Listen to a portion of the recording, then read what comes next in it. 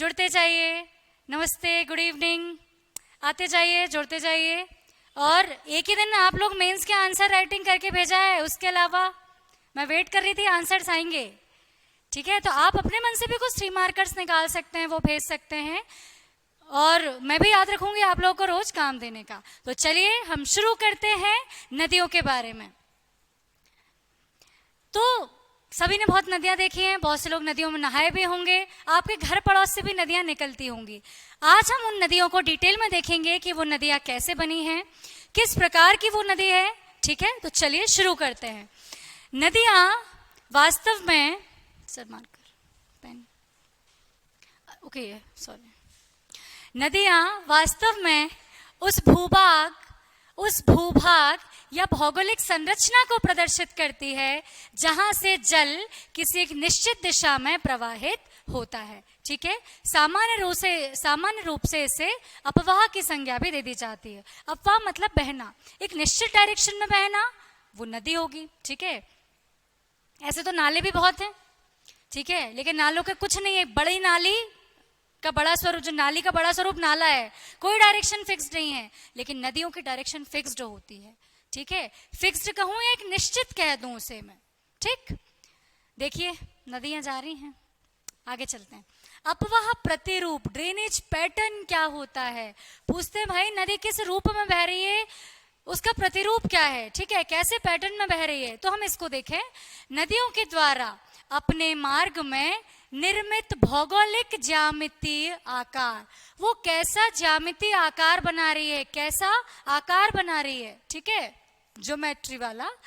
एवं नदियों की स्थानिक व्यवस्था, पर्टिकुलर जगह पर उनकी व्यवस्था कैसी है, स्थानिक व्यवस्था को अपवाह प्रतिरूप कहा जाता है कि वो बहते समय कैसा पैटर्न बना रही हैं और उनकी स्थानिक व्यवस्था कैसी है। ठीक है, आगे चलें।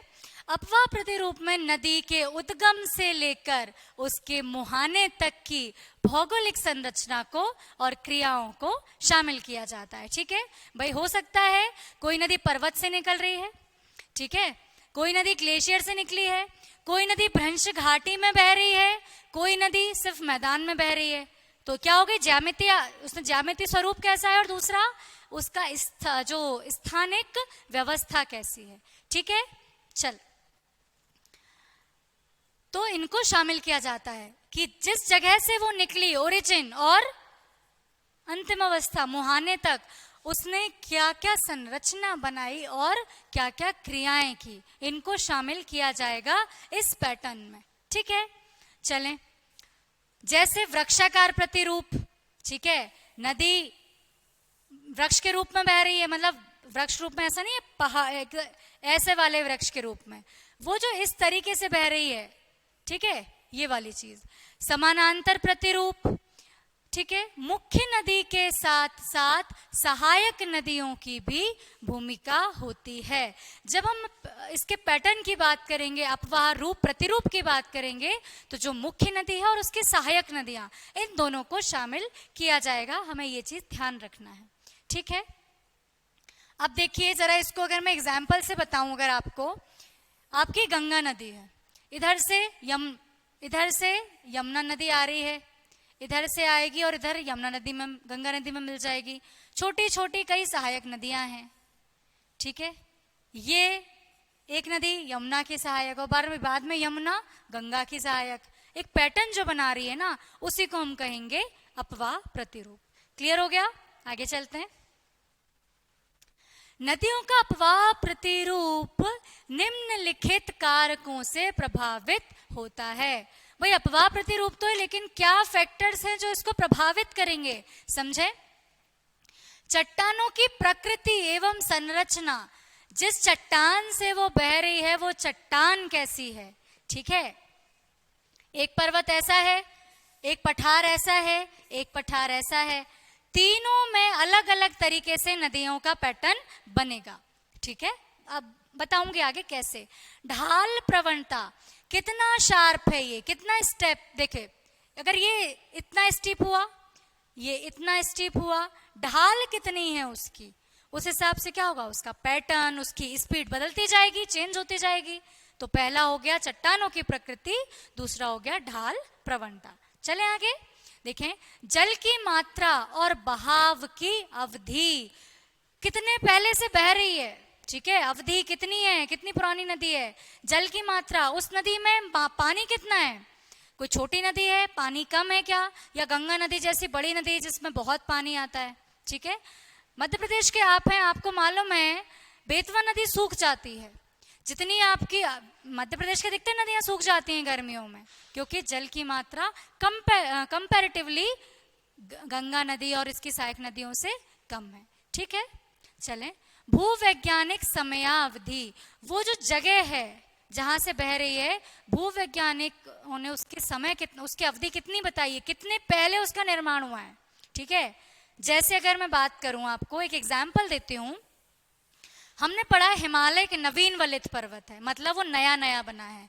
अगर हिमालय नया नया बना है तो इसकी नदियां भी ज्यादा पुरानी नहीं है, जबकि हमारा ये जो दक्षिण भारत है ये तो बहुत पुराना है, तो यहाँ की नदियां कैसी हो गई, और पुरानी हो गई, ठीक है। इसलिए अगर भारत की मैं बात करूं, जो दक्षिण भारत की नदियां हैं वो पुरानी हैं, वृद्ध हैं, जबकि हमारी हिमालय की नदियां हैं वो नई नदियां हैं, ठीक है। चलें आगे, देखो प्रतिरूप कैसे हैं, ये देखो वृक्षीय प्रतिरूप दिख रहा है आपको, ये देखो एक नदी जा रही है, जैसे जड़ नहीं जाती हैं वृक्षों की, उस तरीके से देखो, ठीक है, वृक्षाकार, रेक्टेंगुलर, ऐसी आयताकार नदियां जा रही हैं, बिल्कुल एक मुख्य नदी है, सहायक नदियां ऐसे रेक्टेंगल में आके मिल रही हैं, ठीक है। तीसरा है रेडियल, अरी, देखो नदियां यहां से ऐसी निकल रही हैं बिल्कुल, ठीक है, चारों ओर एक जगह से निकल रही हैं, कैसा प्रतिरूप हो गया, रेडियल या अरी, ठीक है। फिर देखो ये ट्रेल्स टाइप की बनेंगी, कुछ यहां से कुछ यहां से, इस तरीके से, ठीक है, मतलब बिल्कुल रेक्टेंगल पे नहीं है, लेकिन इसी नाली आकार में देखेंगे इस तरीके से ये मिल रही है, ठीक है। चलें आगे, हम चार हमने मोटे मोटे देखे, अब हम इनको डिटेल में देखेंगे। पहला है वृक्षाकार प्रतिरूप, अगर नदियां वृक्षाकार पैटर्न में बह रही हैं, देखियो ये देखो वृक्ष की जड़ें ऐसी ऐसी ऐसी, ठीक है, तो ये क्या हो गया, वृक्षाकार प्रतिरूप हो गया। अगला आता है चक्रीय, चक्रीय, फिर आता है समानांतर, आगे मैं एग्जाम्पल को दे दे के बताऊंगी आपको। फिर है अभिकेंद्रीय, ठीक है, फिर है वलयाकार, आयताकार और जालीनुमा। कितने दिख रहे हैं, 7 तरीके दिख रहे हैं।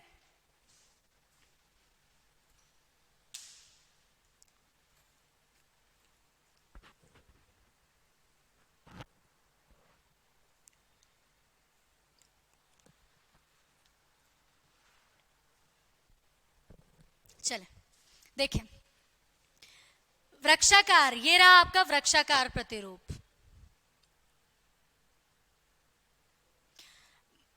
देखिए अभी हमने जो देखा है, वृक्षाकार, चक्रीय, समानांतर, अभिकेंद्रीय, वलयाकार, आयताकार और जालीनुमा।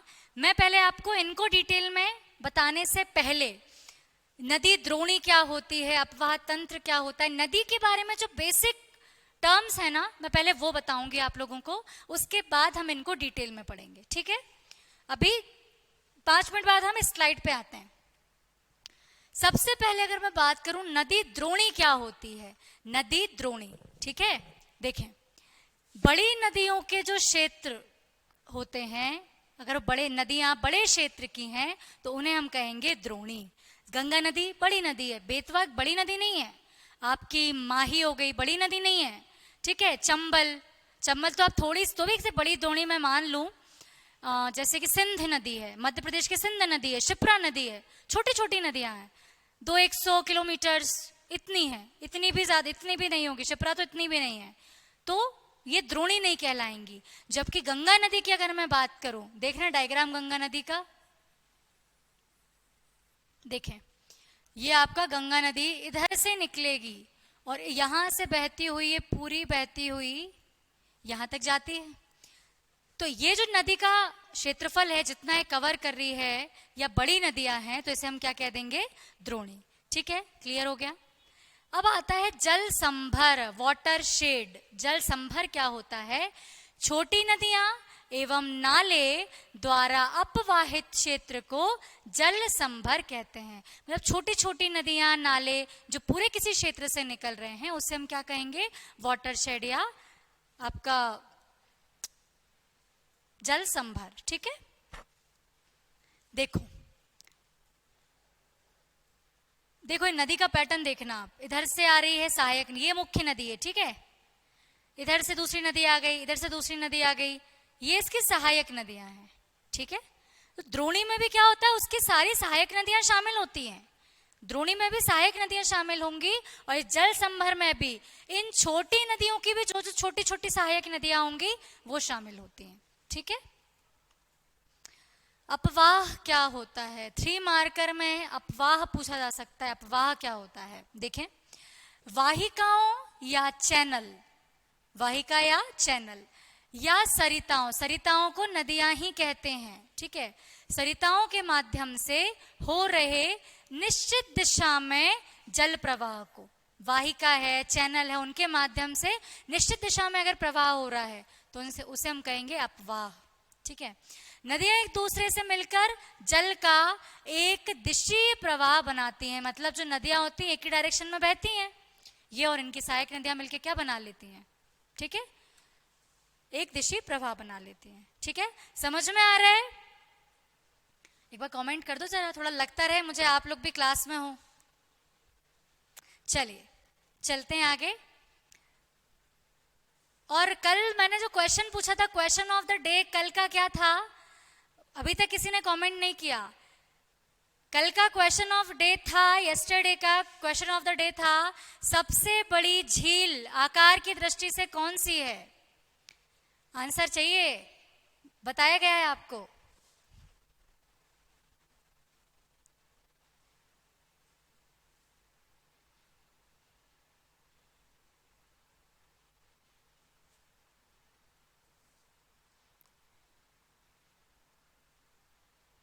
जो सहायक नदियां मिलती हैं उन्हें सहायक नदियां ही कहते हैं ज्योग्राफी में। उसका नाम भी सहायक नदियां हैं। सहायक नदियों की सहायक नदियों को सहायक नदियों की सहायक नदियां भी सहायक नदियां ही कहलाती हैं, क्योंकि वो किसी दूसरी नदी की सहायता कर रही हैं।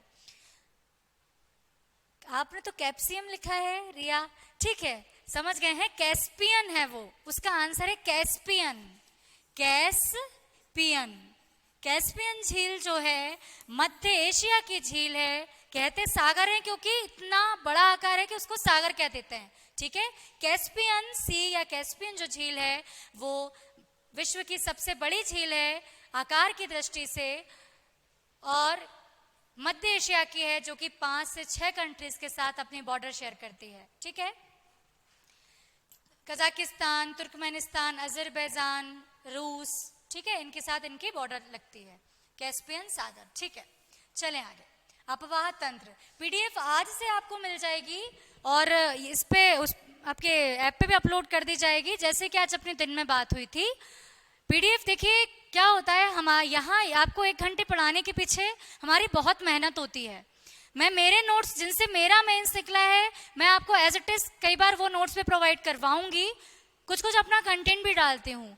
होता क्या है, टेलीग्राम पे ना इनका मिसयूज होता है और हमारे यहाँ का देखा भी गया है। होता क्या है, बाकी इंस्टीट्यूट भी इनको एडिट करके एज इट इज यूज कर लेंगे, हमारी मेहनत कहाँ गई, ठीक है। इसलिए हम क्या करेंगे, आपको पीडीएफ दे देंगे, वो पीडीएफ आप खोल पाएंगे, ठीक है। पीडीएफ लॉक्ड रहेगी, आप कोई एडिटिंग नहीं कर पाएंगे, लेकिन आप उसे खोल पाएंगे। ये काम चालू कर दिया गया है, प्रोबेबली आज रात तक दे दी जाएगी, ठीक है। उसके लिए मैं आप सभी को एक सॉरी भी बोल देती हूँ कि अभी तक आपको नहीं मिल पाई, लेकिन अब हमारा भी पॉइंट समझिए, है ना, क्योंकि आप मिस यूज नहीं करेंगे, लेकिन कैसे भी हो तो सकती है, ठीक है। चलिए आगे चलते हैं। हाँ, आपको आंसर लिखने का पैटर्न मैं आज क्लास के बाद में बता दूंगी, ठीक है। चलिए वाहिका, अब हम चलते हैं अपवाह तंत्र क्या होता है। वाहिकाओं के जाल को, ये वाहिका मतलब जो बह के आ रही है ना, वाहिकाओं के जाल को अपवाह तंत्र कहते हैं। मतलब एक तो अपवाह हो गया कि वाहिकाओं के माध्यम से हो रहे हैं, इनका जो पूरा तंत्र है ना, इतनी सारी जो बह रही हैं, जाल जो है, उसे आप क्या कहेंगे? अपवाह तंत्र कहेंगे।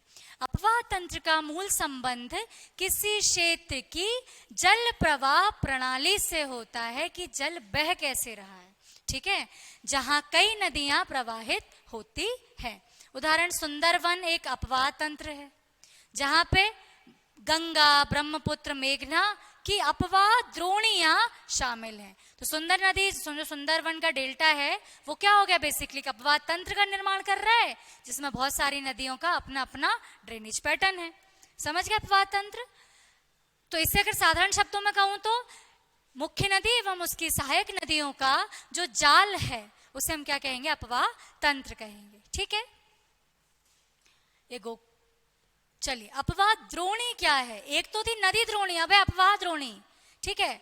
तो किसी एक नदी तंत्र जिसमें मुख्य एवं सहायक नदियां शामिल होती हैं द्वारा अपवाहित क्षेत्र को अपवाह द्रोणी कहते हैं। गंगा नदी द्रोणी, यमुना नदी द्रोणी। अगर आगे अपवाह लगाए मतलब क्या बन गया? उसका क्षेत्र बन गया, ठीक है, क्लियर? आगे चलें। जल ग्रहण क्षेत्र, जल ग्रहण क्षेत्र मतलब एक कोई नदी में पानी कहां कहां से आ रहा है, एक नदी द्वारा विशिष्ट क्षेत्र से जो जल बहा, एक नदी द्वारा विशिष्ट क्षेत्र से जो जल बहाकर लाया जाता है, उसे उस नदी का जल ग्रहण क्षेत्र कहते हैं। क्लियर हो गया? इसको ऐसे समझो, आपके जैसे आप जिस भी क्षेत्र के हैं, मान लो सुबह से वर्षा हो रही है, ठीक है, क्योंकि अब बारिश खत्म हो चुकी है, वर्षा हो रही है, आपके आसपास के क्षेत्रों में भी वर्षा हुई, आप देखेंगे आपकी नदी उफान पर आ जाती है। तब हम सोचते हैं कि हमारा पानी तो इतना गिरा ही नहीं कि नदियां क्यों उफान पे आ गई। क्यों आती हैं? क्योंकि उन नदियों का जो जल ग्रहण क्षेत्र होता है वो ज्यादा है। छोटी छोटी नदियां आती गई, पानी मिलाती गई, पानी मिलाती गई, किस में? मुख्य नदी में। तो क्या हो गया? नदी का वाटर लेवल बढ़ गया और नदी उफान पर आ गई। ठीक, समझ में आ गया? जल ग्रहण क्षेत्र क्या होता है कि एक विशिष्ट क्षेत्र से जो जल बहाकर नदियां अपने यहां लाती हैं, उनको हम अपवाह जल ग्रहण क्षेत्र कहते हैं। देखो वाटरशेड, ये था पानी, सब जगह से क्या हो रहा है? यहां पे पानी आ रहा है, ठीक है। बीच में लेक है, लेक अगर ओवरफ्लो हो गई उसका पानी भी आ गया, ठीक है। पानी ऊपर से भी आ गया, नदियों की जो सहायक नदियां हैं वो भी आ गई, ठीक है। अब होता है जल विभाजक। भैया ये इंपॉर्टेंट चीज है, देखना, एक अपवाह द्रोणी को दूसरे अपवाह द्रोणी से जो अलग करता है, भौगोलिक सीमा, मतलब ऐसी भौगोलिक सीमा जो एक अपवाह द्रोणी को दूसरी अपवाह द्रोणी से अलग कर रही है, ठीक है, को जल विभाजक कहते हैं। जल विभाजक वास्तव में एक उच्च भूमि होती है जिसमें पर्वत, पठार आदि शामिल होते हैं, जैसे तिब्बत का पठार और पश्चिमी घाट। देखो इधर इधर कोई सी नदी बह रही है, ऐसी जा रही है बाहर निकलती हुई, इधर कोई नदी बह रही है, बीच में क्या आ गया? ये बड़ा सा पठार जैसा, इसे हम क्या कह देंगे? जल द्विभाजक। देखो अगर मैं कहूं, इस चीज को समझना, जल द्विभाजक समझो कैसे होता है। अगर आपको ज्योग्राफी में बहुत मास्टर बनना है ना, मैं आपको एक टिप देती हूं कि डेली एक बार ये मैप जरूर बना लें, थोड़ा सा मैप बनाने की प्रैक्टिस करें। इरेज कहां गया? Erase erase erase.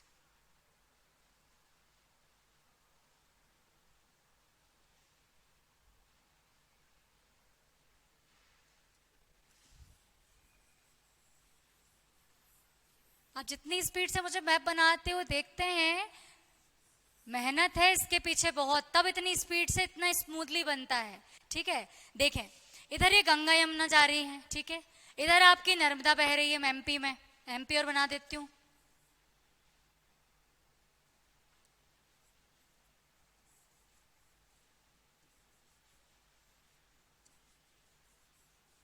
थोड़ा सा भी शेप बड़ा हो गया है, ठीक है, ये एमपी है।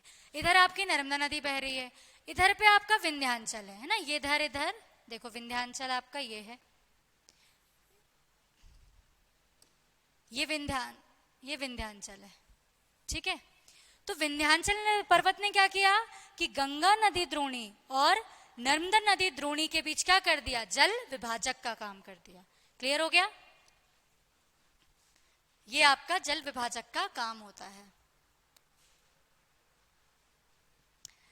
ठीक है, चले आगे अब हम उस पे पढ़ते हैं जो हमने पैटर्न पढ़े थे। पहला हमने वृक्षाकार पढ़ा था, तो चलें वृक्षाकार क्या होता है।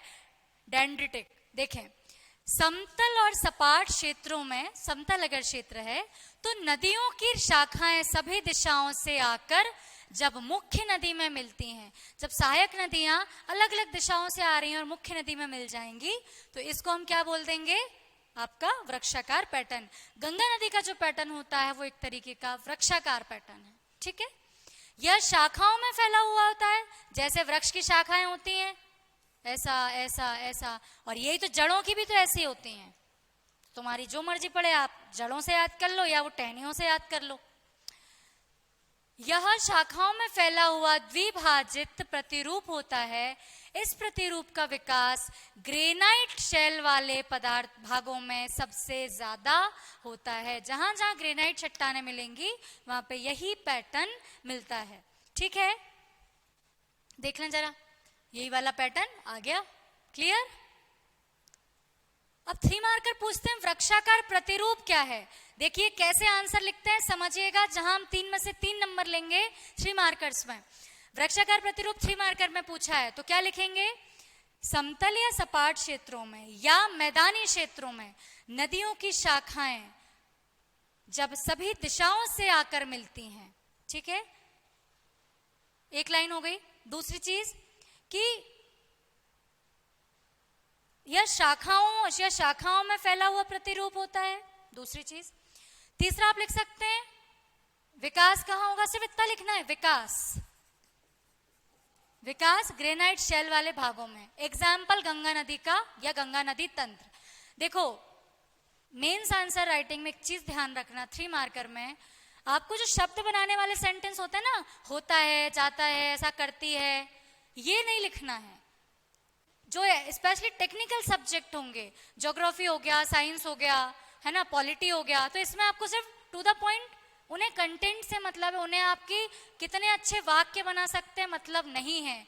वाक्य रचना उन्हें हिंदी में चाहिए, एथिक्स में चाहिए। उन्हें टेक्निकल सब्जेक्ट में आपकी हिंदी कितनी अच्छी है ये मतलब नहीं है। उन्हें तो उनके टेक्निकल उसके वो शब्द चाहिए, टेक्निकल वर्ड्स चाहिए। ठीक है, तो आप आलतू फालतू जो शब्द लगा रहे हो पीछे, जाता है, करता है, सोता है, खाता है, मत लगाइए। कॉमा लगा के अपनी बात कहिए, पूरे में से पूरे नंबर मिलते हैं। ठीक है, चले आगे। अरीय, चक्रीय या अपकेंद्रीय। देखिए अरीय मतलब यही जो गोलाकार हम जिसकी बात कर रहे हैं, चक्रीय भी, चक्र ऐसे तो होता है गोला, ठीक है, या अपकेंद्रीय। देखो क्या होता है, जब केंद्रीय उच्च भूमि या शिखर से जलधाराओं का प्रवाह चारों ओर होता है, मतलब अगर ये कोई उच्च भूमि है, यहां से एक नदी यहां निकल गई, एक नदी यहां निकल गई, एक नदी यहां निकल गई। अगर इसे मैं ऊपर से देखूं तो एक नदी इधर, एक नदी इधर, इस तरीके से चक्रीय क्रम में क्या निकल रही हैं, नदियां निकल रही हैं किसी उच्च भूमि से। ठीक है, तो जो ज्यामिति बनेगी उसे कैसा कहेंगे हम, अरीय प्रतिरूप कहेंगे। अब पूछा जा सकता है तो क्या लिखना है, केंद्रीय उच्च भाग से निकलने वाली जलधाराओं का प्रवाह जब चारों ओर होता है तो इस प्रतिरूप का निर्माण होता है। ठीक है, इस तरह का प्रवाह प्रतिरूप के विकास के लिए आवश्यक दशाओं में क्या दशाएं हैं, ये वाला पॉइंट अब इंपॉर्टेंट है, लिखें आवश्यक दशाएं। क्या, गुंबदाकार पर्वत या ज्वालामुखी शंकु का क्षेत्र होना चाहिए। ठीक है, जहां पर ऊपरी केंद्र से चारों ओर प्राय समान ढाल हो, ढाल समान हो।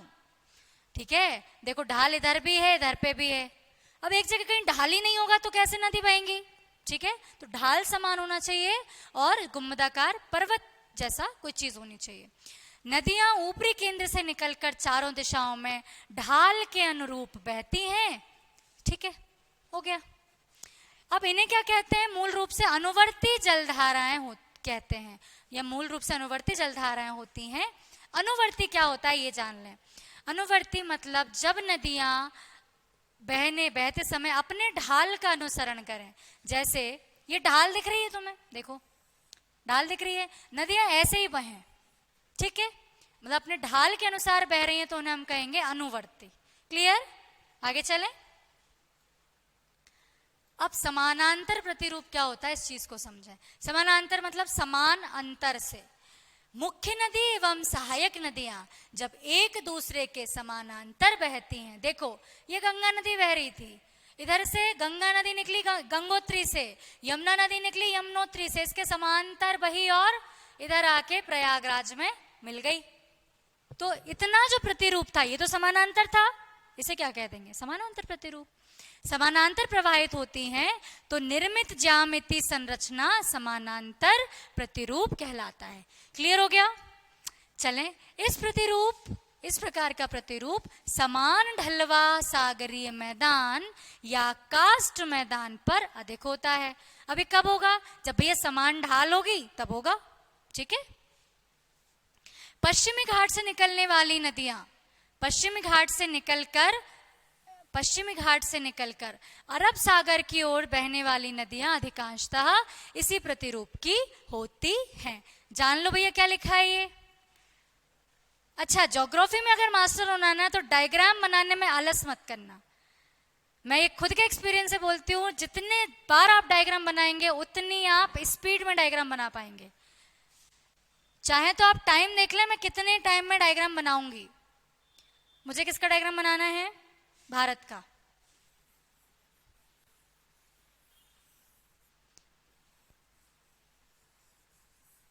ये रहा। मुझे लगता है कितने सेकंड लगे होंगे, मुझे नहीं लगता, आप लोग बता देंगे कितने सेकंड लगे, ठीक है। ऑलमोस्ट ऐसा है, ये जल्दी वाला डायग्राम है तो कई बार हमें जल्दी वाला भी बनाना पड़ता है, ठीक है। चलो, ये रहा आपका पश्चिमी घाट। अब इस घाट है मतलब पर्वत है, यहां से भी नदियां निकलेंगी, ज्यादा नहीं निकलती हैं, अधिकतर इधर निकलती हैं। एक दो नदियां जो इधर से निकलती हैं समानांतर हैं क्योंकि ढाल एक सा है, और इधर निकलने वाली भी कुछ ऐसी जाती हैं जो कि बे ऑफ बंगाल में गिरेंगी, कुछ गिरती हैं आपकी अरब सागर में, अरेबियन सी में, ठीक है। चल, समानांतर प्रतिरूप आपको क्लियर हो गया होगा। चले आगे। अभिकेंद्रीय क्या होता है? देखो, दो चीजें होती है, एक होती है अपकेंद्रीय और एक होता है अभिकेंद्रीय, ठीक है। कंफ्यूजन बहुत होता है, जैसे मैंने याद किया था वैसे मैं आपको कराती हूं, ठीक है। देखो, अभी मतलब होता है पास आना, अभी मतलब पास आना, ठीक है। अभी मतलब क्या होता है? पास आना। देखना, इस प्रतिरूप का निर्माण चारों तरफ से उच्च भूमि से घिरे हुए अवतलित क्षेत्र में होता है। मतलब कैसा? बीच में कोई ऐसी खाड़ी सी है, मान लो गोला है। अवतलित मतलब निचली सतह है। यहाँ पे क्या हो रहा है? नदियां यहाँ से आ गई, यहाँ से आ गई, यहाँ से आ गई, इधर से चली गई, मतलब सारी नदियां क्या हो रही हैं? एक दूसरे के पास आ रही हैं। अवतलित क्षेत्र में हो रहा है जब चारों दिशाओं से नदियां बहकर किसी झील या अवतलित भाग में आकर मिलती हैं तो अभिकेंद्रीय प्रतिरूप का निर्माण होता है। मैंने कैसे याद किया था, एक अभिषेक नाम का एक फ्रेंड था मेरा, ठीक है। तो वो क्या होता था, दूसरों से मतलब थोड़ा पास में बैठने का प्रेफर करता था। तो हम लोग का जो ग्रुप था, मैं ऐसा याद रखा था कि अभिषेक बड़ा पास में आके बैठता है। तो अभी मतलब पास में आना, मतलब जब दो चीजें पास में आएंगी तो क्या हो जाएगा? ठीक है, अभिकेंद्रीय कहेंगे। अब एक चीज आपको और याद हो तो हमने रचनात्मक प्लेट किनारा पढ़ा था। हमने देखा था दो प्लेटों का अभिसरण होता है या अपसरण होता है। अभी मतलब पास में आना, याद रखना, अभी मतलब पास में आना। इसका कोई भी संबंध अभिषेक नाम से नहीं है, कृपया दिल पे मत लेना, सीरियस मत लेना, याद करने का सिर्फ और सिर्फ तरीका है। चलिए, तो ये आपको समझ में आ गया है। अब देखो, नदियां यहां से आ गई, इधर से आ गई, क्या हो रही है? सब जगह मिलती जा रही हैं बीच में। अगर ये डायरेक्शन है, इधर में आके गिरेंगी, क्या बन जाएंगी? अभिकेंद्रीय प्रतिरूप बना लेंगे। क्लियर हो गया? चले, वलयाकार। देखो वलयाकार कैसा होता है। परवर्ती नदियां अनुवर्ती नदियों से जुड़ने के पहले अथवा चापाकार मार्ग में प्रवाहित होती हैं। अगर नदियां इस तरीके से चापाकार मार्ग में प्रवाहित हो जाए ना, तो उसे हम क्या कह देंगे, वलयाकार प्रतिरूप कहेंगे, जिसके कारण वलयाकार प्रतिरूप का निर्माण होता है। अभी आगे आ रही हूं, ये परवर्ती और अनुवर्ती क्या है, चल रहे हैं आगे, ठीक है। अनुवर्ती मैंने आपको बताया था ढाल का अनुसरण करती हैं, ठीक है। तो अनुवर्ती नदियों से जुड़ने के पहले एक वक्र का या चापाकार मार्ग में प्रवाहित होती हैं, तो वलयाकार प्रतिरूप का निर्माण करती हैं। इस प्रतिरूप में जलधारा एक वृत्त के आकार में फैली होती हैं। इस प्रकार के प्रतिरूप में मुख्य रूप से प्रौढ़ घर्षित गुंबदाकार पर्वतों के क्षेत्र में विकास होता है।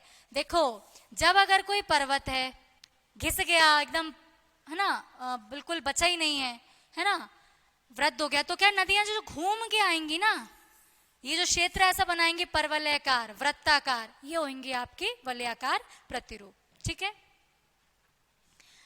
प्रायः परवर्ती नदियां परवर्ती जलधाराएं होती हैं। नीलगिरी एवं पिथौरागढ़ में इस प्रकार के प्रतिरूप पाए जाते हैं। पिथौरा लिखा है, पिथौरा किस चीज, पिथौरा क्या होता है, कमेंट सेक्शन में लिख के बताइए, पिथौरा क्या होता है। ये क्वेश्चन ऑफ द डे नहीं है, सिर्फ पिथौरा क्या होता है लिख के बताएं।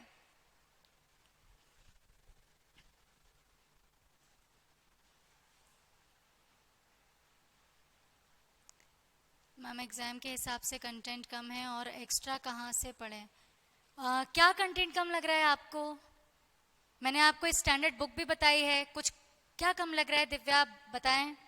वर्ल्ड मैप भी बनाना होता है, वर्ल्ड मैप बनाना रहेगा आगे भूकंप और सुनामी जब पढ़ाऊंगी, भूकंप ज्वालामुखी पढ़ाऊंगी, तब आपको वर्ल्ड मैप बनाना भी सिखाऊंगी। अभी क्योंकि अभी हम जो पढ़ रहे हैं इसमें हमें वर्ल्ड मैप की जरूरत ज्यादा है नहीं। बताइए क्या कंटेंट कम लग रहा है आपको, बुक बता दूंगी या बता दूंगी कहां से ले लीजिए। चलिए, पिथौरा नहीं लिखा, पिथौरा पेंटिंग्स होती हैं जो कि भील जनजाति बनाती है। भीलों की जो पेंटिंग्स होती है उसे पिथौरा पेंटिंग्स कहते हैं, ठीक है। जो इसमें घोड़ों के चित्र मुख्यतः होते हैं। भूरी बाई जो आपकी ट्राइबल पर्सनालिटी है, जनजाति व्यक्तित्व है, ये इन पिथौरा पेंटिंग्स के लिए ही फेमस है, ठीक है। तो इसको लिख लेना, पिथौरा पेंटिंग्स भीलों की पेंटिंग्स होती है, ठीक है। चलें आगे। तो नीलगिरी एवं पिथौरागढ़ के क्षेत्र में इस प्रकार के प्रतिरूप मिलेंगे, मतलब नदियां ऐसी घूम के आएंगी थोड़ी, ठीक है, परवलय के रूप में मुख्य नदियों से मिलेंगी। अब आती है जालीनुमा। देखो, जाल बनेगा, जाल, ठीक है, इधर से ये इसमें किसी से। ये नदियां वास्तव में आयताकार ज्यामितीय संरचना का प्रतिरूप होती हैं, ऐसा, ठीक है। आयताकार प्रतिरूप का क्या बना रही हैं, ये ज्यामितीय संरचना बना रही हैं। जब मुख्य नदियां एक दूसरे के समानांतर बहती हैं, मुख्य नदियां जब एक दूसरे के क्या कर रही हैं, समानांतर बह रही हैं। देखो,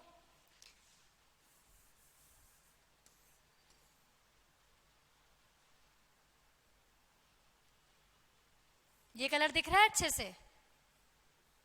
जब मुख्य नदियां एक दूसरे के समांतर बह रही हैं और सहायक नदियां मुख्य नदियों से समकोण पर आके मिलती हैं, ये सहायक नदी है किसी समकोण पे आके मिल गई, और कुछ नदी इनके आपके समानांतर भी बह रही हैं, ठीक है। तो जालीनुमा अपवाह प्रतिरूप का निर्माण होता है। झारखंड में छोटा नागपुर के पठार के क्षेत्र में सिंह भूमि में इस प्रकार का विस्तार पाया जाता है। देखो, एक एक एग्जाम्पल याद रखना। अब जालीनुमा को 3 मार्कर में पूछूं तो क्या लिखोगे? जब मुख्य नदियों से सहायक नदियां 90 डिग्री समकोण पर आकर मिलेंगी तो जालीनुमा प्रतिरूप बनेगा, एक चीज। दूसरी चीज कि मुख्य नदियां ऐसा लिख सकते हैं, 2 नदियां इनमें समानांतर भी बहती हैं और सहायक नदियां एक दूसरे को समकोण पर काटती हैं, ठीक है। एग्जाम्पल सिंह भूमि का वो, और छोटा सा डायग्राम मैंने आपको नोट दिया था कि आपको क्या करना है, डायग्राम जरूर बनाना, छोटा सा, बड़ा नहीं, छोटा सा, ठीक है। चलें, अगला आता है आयताकार प्रतिरूप। जब सहायक नदियां मुख्य रूप से समकोणीय घुमाव के साथ 90 डिग्री पर आकर मिलेंगी तो निर्मित जो संरचना होगी वो आयताकार प्रवाह कहा जाएगा।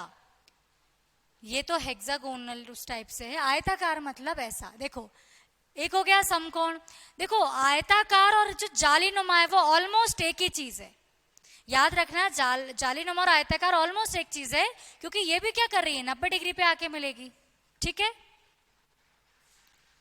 समकोणी घुमाव के साथ आयताकार वाले पे। अब आती है हेरिंग अस्थि प्रतिरूप। अब ये देखना, ये कुछ अलग लग रहा है। जब प्रतिरूप मछली की हड्डी के ढांचे, भैया हेरिंग अस्थि है, थोड़ा पहली बार सुन रहे, ध्यान से सुनना। अब उन्होंने लिख दिया, अगर प्रीलिम्स में क्वेश्चन आता है हेरिंग अस्थि क्या है, तो मनुष्य की हड्डी मत लगा देना, या हेरिंग अस्थि तो एक बेसिकली हड्डी उसी रूप में कहा जाता है, अस्थि मतलब हड्डी होता है। अगर आपसे पूछा हेरिंग अस्थि प्रतिरूप क्या होता है, तो मनुष्य का प्रतिरूप मत लिखना, ये नदी का प्रतिरूप है, नदी प्रवाह का प्रतिरूप है। जब प्रतिरूप मछली की हड्डियों के ढांचे के समान या मनुष्य की पसलियों के समान होता है, तो इस प्रतिरूप का क्या कहते हैं, हेरिंग अस्थि प्रतिरूप कहते हैं। इसका विकास तीव्र ढाल वाली पर्वत श्रेणियों के मध्य चौड़ी घाटियों में होता है। जब तीव्र ढाल वाली बनेगी ना, तो क्या होगा, देखो इस तरीके का जो पैटर्न होगा, अपनी पसलियां भी ऐसी दिखती हैं, मछलियों की हड्डियां भी ऐसी दिखती हैं, ठीक है। इसको 3 मार्कर में लिखेंगे। अब आपका आज का काम दे देती हूं, ये जो अलग अलग प्रतिरूप हैं इन्हें आपको 3 मार्कर में तैयार कर लेना है। 3 मार्कर 3 लाइन से ज्यादा नहीं होना चाहिए। आप मेंस की आंसर राइटिंग की कॉपी में लिखना, जिससे आपको समझ आ जाएगा कि हमें लिखना कितना है, ठीक है। और मेरा आपको पूरा सहयोग रहेगा आपका मेंस निकलवाने में, ठीक है। चलें, परनुमा, पर मतलब पंख। जब प्रतिरूप की संरचना पक्षियों के पंख की तरह होती है, तब इस प्रतिरूप को क्या कहते हैं, परनुमा प्रतिरूप कहते हैं। विकास कहाँ होता है, तीव्र ढाल वाली श्रेणियों से। सक्रिय अनुदैर्ध्य घाटियां में, जो चौड़ी घाटियों में क्या हो रहा था, हेरिंग, और सक्रिय घाटियों में क्या हो गया, परनुमा। अनुदैर्ध्य घाटियों में होता है तो ये वाला प्रतिरूप कहलाता है।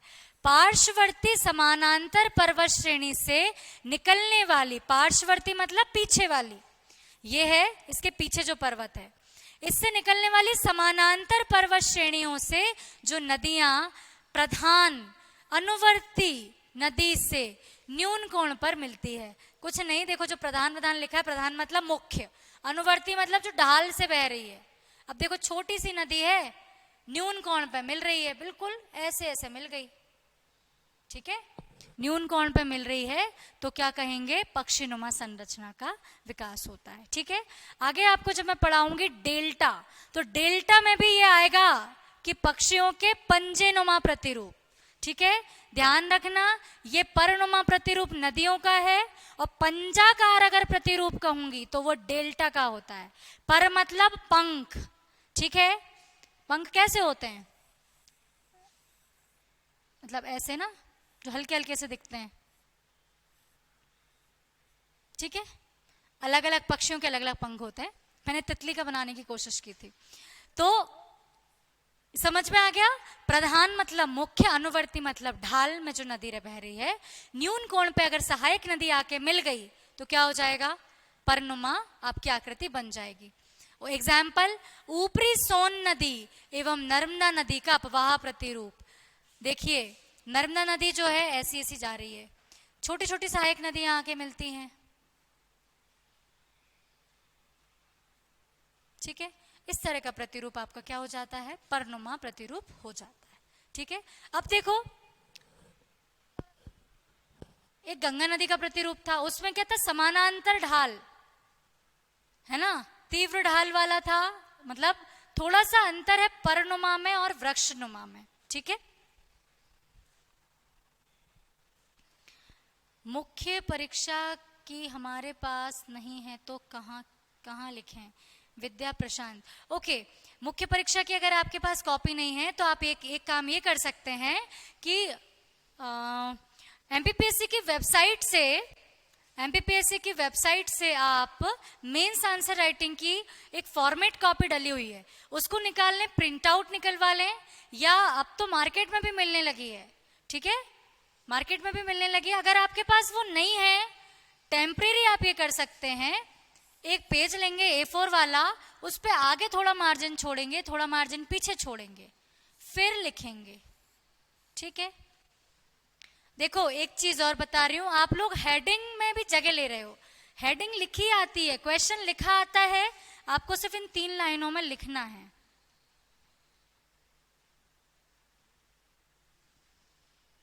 आपको सिर्फ इन 3 लाइनों में हेडिंग बनी आएगी, आपको सिर्फ 3 लाइनों में लिखना है, तो हेडिंग की भी जगह क्यों खराब कर रहे हो। ठीक है, चले। परनुमा प्रतिरूप हो चुका है। अगला है अपवाह तंत्र। ड्रेनेज सिस्टम क्या है, अभी हमने ड्रेनेज पैटर्न देखा था, अब ड्रेनेज सिस्टम को देख लें।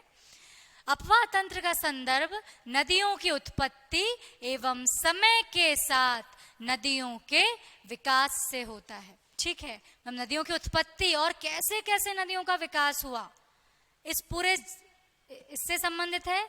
और वाहिकाओं का जाल भी क्या कहलाता है, अपवाह तंत्र कहलाता है। अपवाह तंत्र मतलब उद्गम से लेके अंतिम तक जिस प्रकार से नदियों का विकास हुआ है, और ये जो वाहिकाओं का जाल बना है, इसे को आप क्या कहोगे, अपवाह तंत्र कहोगे। क्लियर।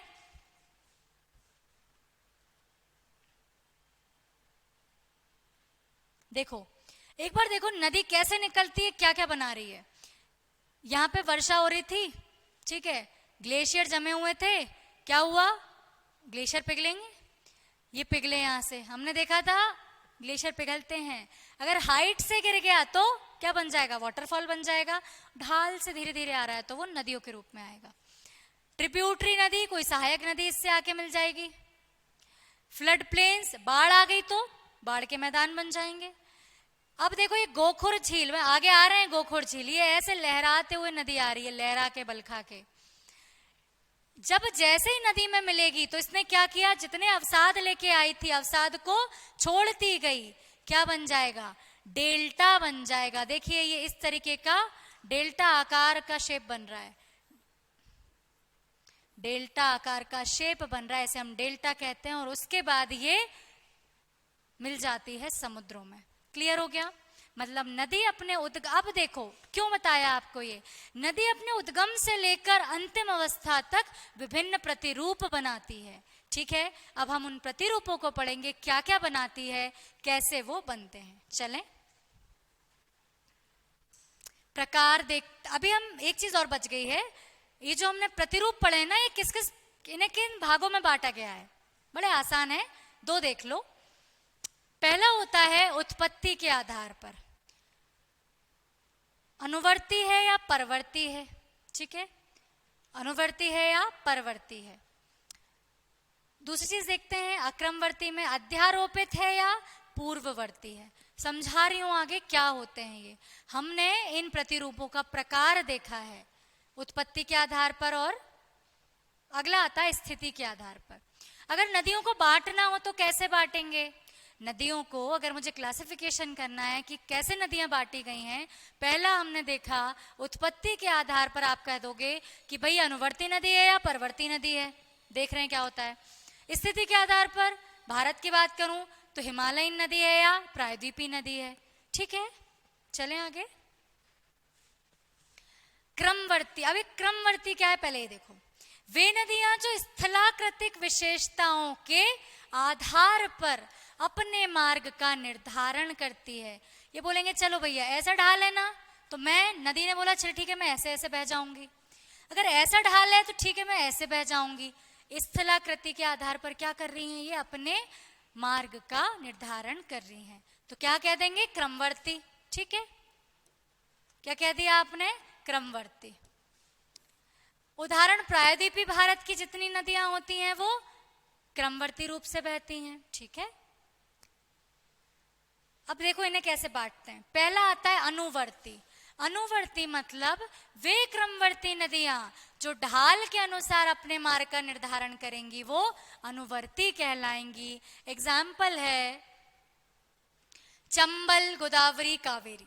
ठीक है, मुख्य। अब देखो अनुवर्ती नदी मुख्य नदी के अंतर, अनुवर्ती नदी मतलब मुख्य नदी से मतलब है। ठीक है, परवर्ती नदियां क्या है, ये क्रमवती नदियां होती हैं, ढाल के अनुसार अपने मार्ग का निर्धारण कर रही हैं, ये और ये अभी तक सेम है।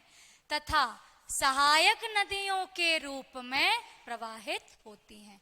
मतलब इनका जो कैचमेंट एरिया है वो कम है, लेंथ कम है, सहायक नदियों के रूप में बह रही हैं। ठीक है, सबसिक्वेंट लिखा है ना, सब मतलब तो होता ही सहायक है। सबऑर्डिनेट हम बात करते हैं, सबऑर्डिनेट होते हैं, सब मतलब सहायक, सहायक के रूप में बात कर रहे हैं। ठीक है, चले अब होता है प्रति अनुवर्ती। देखो ये प्रति मतलब उल्टा है ना, तो प्रधान अनुवर्ती नदियों की प्रवाह की दिशा के विपरीत अगर बह जाए, सब नदियां बह रही थी दूसरी डायरेक्शन में, एक नदी आई बोली नहीं मैं अलग बहूंगी, अलग बहूंगी, तो उसने क्या क्या बना लिया, प्रति अनुवर्ती प्रतिरूप बना लिया। ठीक है, अब होती है नवानुवर्ती, ये नया है देखना। जब प्रधान अनुवर्ती नदियां, अनुवर्ती मतलब जो मुख्य नदी है ना, तो ढाल के अनुसार बह रही है, कि प्रवाह दिशा के अनुरूप दिशा में प्रवाहित होने वाली नदियों को क्या कहा जाता है, नवानुवर्ती कहा जाता है। नवानुवर्ती मतलब ये नदी ना नई नई ये बहना चालू हुई है इसी डायरेक्शन में। ठीक है, प्रधान अनुवर्ती की तुलना में नवानुवर्ती का उद्भव बाद में द्वितीय अपर्दन चक्र के बाद हुआ है।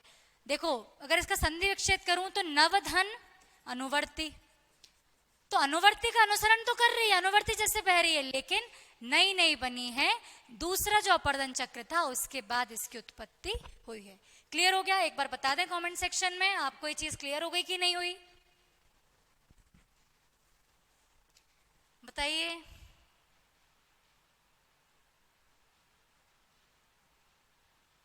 रिया, विद्या, दिव्या बताते जाइए।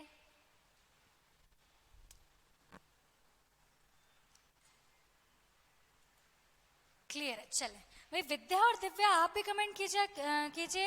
रिया तो कमेंट करती है, बिल्कुल, थैंक यू। जब आप कमेंट करते जाएंगे ना तो एक इंटरेक्शन होता जाएगा आपके और मेरे बीच, कि भाई मैं जो आपको बताना चाह रही हूँ, देखो मैं क्या खिंच के आया है ना, मैं जो बताना चाह रही हूँ, नहीं, मैं जो बताना चाह रही हूँ आप लोगों को कितने अच्छे से पहुंच रहा है मुझे ये जानना है, इसलिए मैं आपसे कमेंट करवाती हूँ बार बार। चलें, अब होता है अक्रमवर्ती, ये बहेंगी, देखो कैसे, वे नदियां जिनका प्रवाह स्थलाकृति विशेषताओं एवं ढाल पर निर्भर नहीं करता। ठीक है, तथा वे अपना मार्ग स्वयं बनाएंगी, हम किसी के मार्ग पर नहीं चलेंगे, भाई अपना मार्ग खुद बनाएगा। ठीक है, अब खुद बनाओगे तो क्या करोगे, अंडे शंड बहोगे। देखो उदाहरण तिब्बत के पठार से निकलने वाली नदियां, ठीक है, देखो इनमें एक होती है पूर्ववर्ती, देखना ये अक्रमवर्ती नदी का उदाहरण है। इस प्रकार की नदियां ढाल के अनुरूप प्रवाहित न होकर स्वयं अपर्दन के द्वारा अपने मार्ग का निर्माण करेंगी। जगह नहीं मिल रही, काटते जाएंगे काटते जाएंगे, वो होता है ना धक्का दे दे के निकलते जाएंगे, वैसा ये फॉलो करती है पूर्ववर्ती नदियां। इन नदियों की उत्पत्ति महान हिमालय के पूर्व में हुई है, महान हिमालय से पूर्व में हुई है, सिंधु ब्रह्मपुत्र सतलज। ठीक है, जगह नहीं मिल रही थी, धक्का मारते हुए मारते अपर्दन करते करते निकलती गई। ठीक है,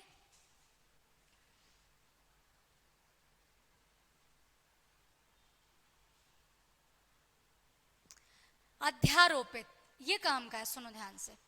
यह अक्रमवर्ती नदी का उदाहरण है, जब कोई नदी अपर्दन की क्रिया द्वारा अपनी ऊपरी एवं नवीन परत को काटकर, ठीक है, क्या कर रही है, ये अपर्दन की क्रिया इतनी हो गई कि अपनी ऊपरी और जो नवीन परत थी उसको काटकर पुराने मार्ग का एवं अपवाह क्षेत्र में पुनः प्रवाहित होने लगे। अध्यारोपित मतलब फिर से, अध्यारोपित मतलब जो डालना होता है ना, फिर से डालना, उस तरीके से।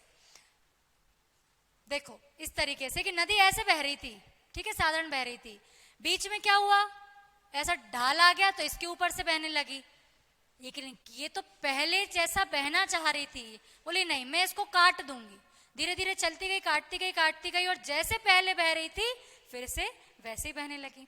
अब पूर्ववर्ती और अध्यारोपित में कंफ्यूज मत होना। पूर्ववर्ती क्या था, प्रवाहित ना होकर अपर्दन के द्वारा अपने मार्ग का निर्माण कर लिया, ठीक है, और इसमें इन्होंने क्या किया, सुपर इम्पोज क्या किया, हम अपनी सुपर इम्पोज कैसे कर दिया, मैं तो पहले जैसे जा रही थी वैसे ही जाऊंगी, भले बीच में मन चेंज हो गया तो ऊपर से चले गए, फिर जहां ढाल पे से जा रहे थे उसको धीरे धीरे धीरे काटते गए। ठीक है, उस नदी को क्या कहेंगे, अध्यारोपित नदी कहेंगे।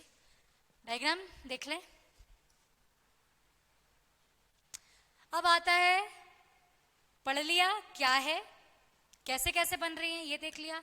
नदियों का उद्गम जो अधिकतर होता है, दो कारण इसके होते हैं। पहला, या तो किसी ग्लेशियर से निकल रही हो, या वर्षा का जल किसी बहुत बड़े कुंड में इकट्ठा होता जा रहा है और वहां से बहता जा रहा है। तीसरा कारण,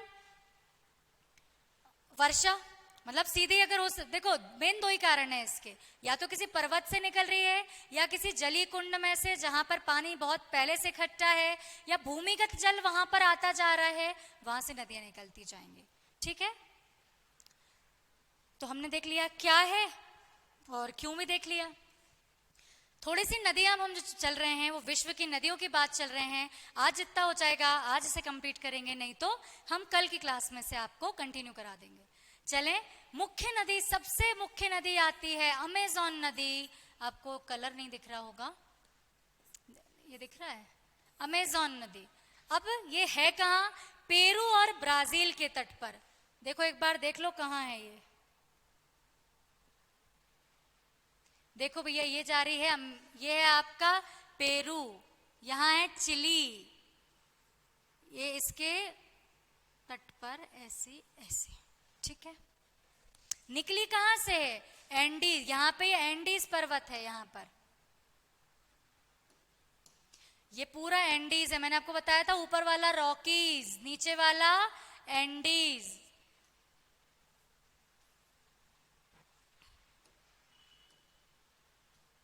एंडीज यहां से निकलती है पेरू और आपके चिली के तट पे से।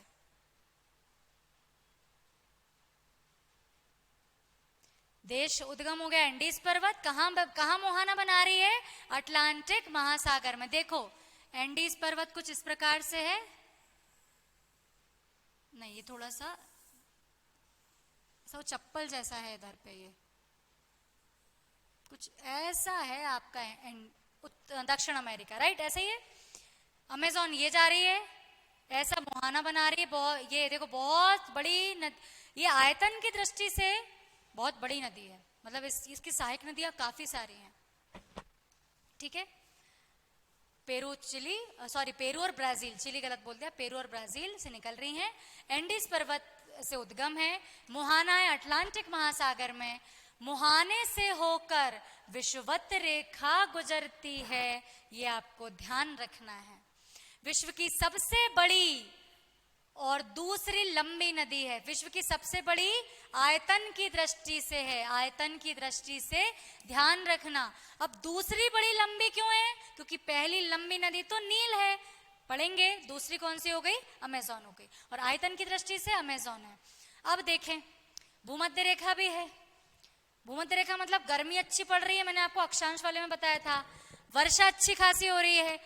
यहाँ पे अमेज़न के जंगल पाए जाते हैं, अमेज़न के वन पाए जाते हैं, जिन्हें पृथ्वी का फेफड़ा कहा जाता है। ठीक है, पृथ्वी के फेफड़े कहे जाते हैं, लंग्स ऑफ द अर्थ कहे जाते हैं अमेज़न वन।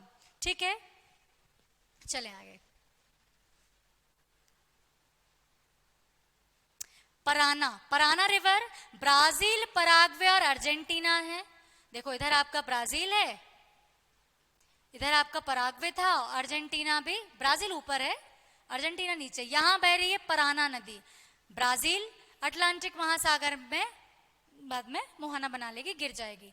हडसन नदी, हडसन का घी भी आता है ना। मैं तो क्या ही करती हूँ, कुछ चीजें से न्यासा था, है ना, न्यासा हमने क्या देखी थी, एक झील देखी थी। तो घर में कुछ भी चीज दिखेगी ना भाई, अमेज़न, आप समझ रहे हो, अमेज़न जो आपकी ये ऑनलाइन बिजनेस है अमेज़न, इन्होंने अमेज़न नदी से लिया है। ठीक है, तो हडसन एक नदी भी है और हडसन का घी भी आता है। यूएसए की है, अटलांटिक महासागर में मुहाना बना रही है, गिरेगी। ठीक है, अगला चलें, मैकेंजी नदी। मैकेंजी नदी जो है कनाडा की है, कनाडा से उद्गम होता है, ब्यूफोर्ट सागर में गिरती है, ब्यूफोर्ट सागर में। कनाडा की सबसे लंबी नदी है Mackenzie. Question of the day है माउंट मैकेंजी कहाँ है? माउंट मैकेंजी क्या है ये? किसी की सबसे ऊंची चोटी है, कहाँ है? माउंट मैकेंजी बताइए, माउंट मैकेंजी। अगली नदी आती है यूकॉन, जो कि यूएसए की नदी है, बेरिंग सागर में। बेरिंग सागर ऊपर है उधर। बेरिंग सागर हमने पढ़ा था, कल इसको देखा था। बेरिंग जल संधि थी जो कि किस किस को अलग कर रही थी? हाँ जी, आर्कटिक महासागर को और प्रशांत महासागर को। ठीक है, तो बेरिंग सागर भी आपका ऊपर साइड आता है। आर्कटिक वृत्त को काटते हुए प्रवाहित होती है ये यूकॉन नदी। यूकॉन नदी देखो याद कैसे करेंगे? बेरिंग मतलब, बेरी मतलब दुश्मन। बेरी पूछ रहा है यू कौन, तुम कौन? बेरी क्या पूछ रहा है? तुम कौन? किसको काट दिया? आर्कटिक वृत्त को काटते हुए। समझ में आ गया? आर्कटिक वृत्त को काटते हुए बेरिंग ने पूछा यूकॉन। तो आर्कटिक वृत्त को कौन सी नदी काट रही है? यूकॉन नदी काट रही है। देखिए हमें याद तो करना है, कैसे ही करें?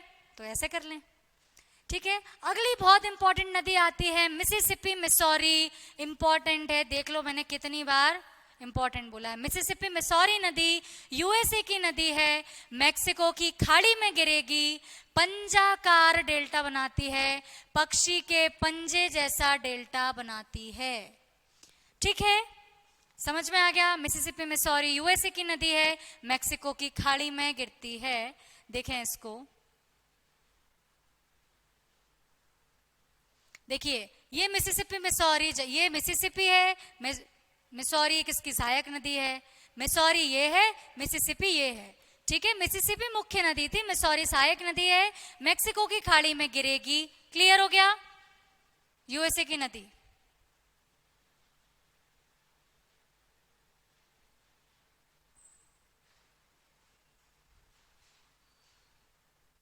चलो नेक्स्ट आती है सेंट लॉरेंस नदी। भैया यूएसए की तो सारी नदियां सहायक मुख्य आपकी इंपॉर्टेंट हैं, मुख्य हैं।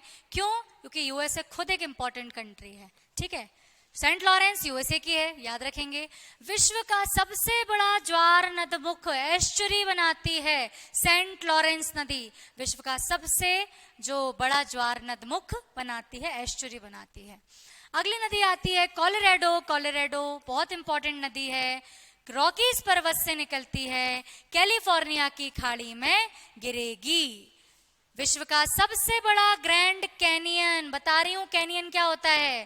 कैनियन कौन बनाती है? ये कोलोराडो नदी बनाती है। देखें जरा एक बार डायग्राम में,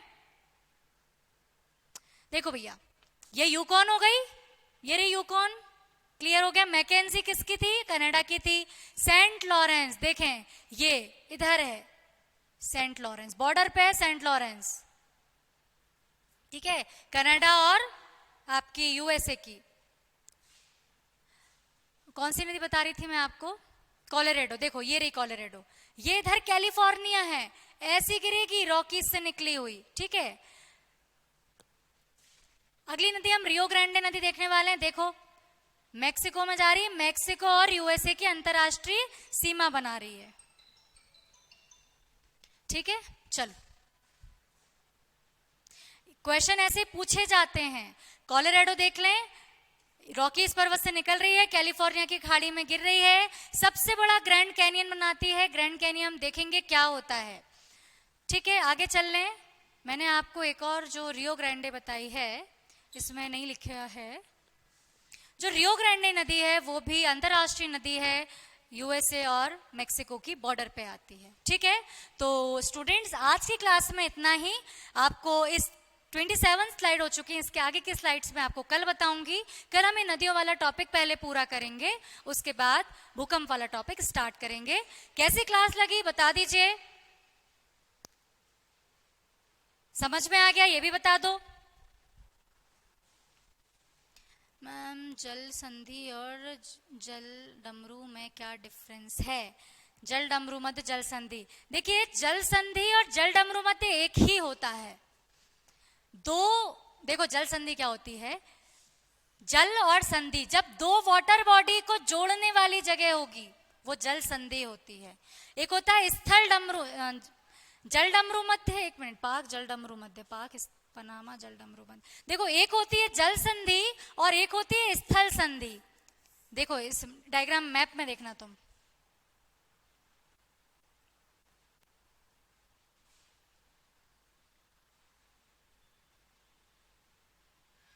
देखो ये जो भाग जुड़ रहा है ना, ये पनामा स्थल संधि है, दो स्थलों को जोड़ रही है, तो क्या है, ये स्थल संधि है। जल संधि देखो, कोई दो वाटर बॉडी अगर मिलेंगी, देखो ये एक वाटर बॉडी है भूमध्य सागर है और ये क्या है आपका अटलांटिक महासागर है, तो ये जो संधि है जो इन दो इनको क्या करेगी, दो वाटर बॉडीज को जोड़ेगी, तो ये भी जल संधि हो गई। क्लियर हो गया? जल संधि जो दो जली भागों को जोड़े और स्थल संधि जो दो स्थलीय भागों को जोड़े। ठीक है, तो ओके, थैंक यू क्लास। मिलते हैं कल डबल एनर्जी के साथ और आपके क्वेश्चंस का और जो इवेल्युएट कर दूंगी अगर आप जो मुझे क्वेश्चन भेजते हैं तो। ठीक है, क्वेश्चन ऑफ द डे आप कमेंट सेक्शन में लिख दें। Question of the day they दिया ना मैंने? दे दिया। तो चले मिलते हैं कल की क्लास में। Thank you so much.